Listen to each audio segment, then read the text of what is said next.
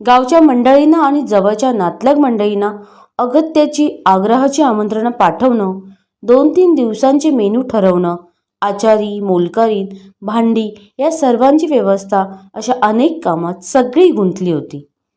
मी सुद्धा ब्लॉकमध्ये राहायला जाणार या खुशीत होते.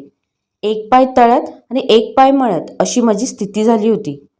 माणसाचं मन किती विचित्र असतं नाही.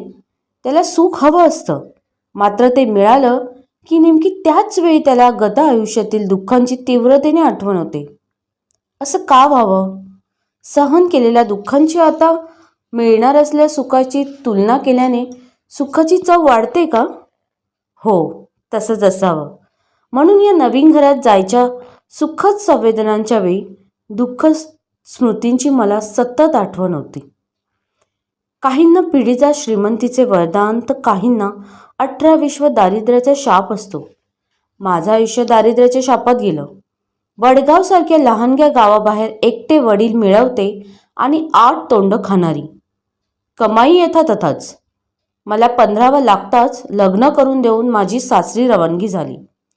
घर आणि गाव बदललं तरी परिस्थितीत काडीचाही फरक नव्हता. एवढ्याशा जमिनीच्या तुकड्यावर उद्या 4 भावांचे संसार चालवायचे झाले तर काय परिस्थिती होईल? या विचारांनी माझ्या पतींना घर सोडायला प्रवृत्त केलं. शहरात जाऊन नोकरी करायची आणि जे हाती पडेल त्यात भागवायचं ठरवून आम्ही पिंपळगाव सोडून आंबेगावला आलो. वडगाव पिंपळगाव वाट्याने इतकी लहान, त्या मानाने राय आवळ्या एवढं आंबेगाव आम्हाला शहर वाटायला लागलं इतकंच. मॅट्रिकपर्यंत शाळा होती. शिवाय बाजारपेठ, सरकारी दवाखाना, वीज या सोयी तर होत्या. मोठ्या जागेचं भाडं आमच्या या फाटक्या खिशाला परवडणारं नव्हतं. आम्ही एक खोली भाड्याने घेतली.